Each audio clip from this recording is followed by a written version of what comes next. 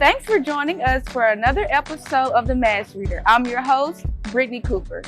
This week's Mass Reader will be reading pages from The Eighth Menorah by Lauren L. Hall. See if you can determine who this Mass Reader is.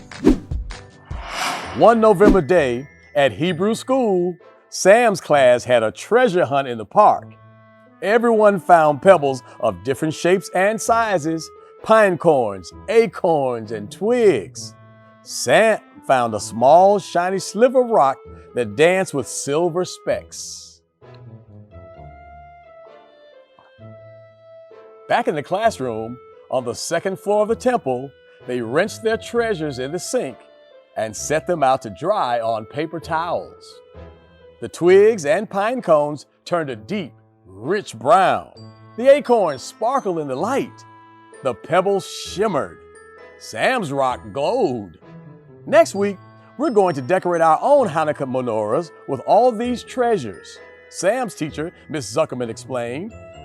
They will make wonderful surprises for your parents. Menorahs? Sam's family already had lots of menorahs. They didn't need another one. Voice sound familiar? Well, it should, especially if you remember the roll call. With that, if you're watching on our YouTube page, please visit our website, memphislibrary.org, and tell us who it is.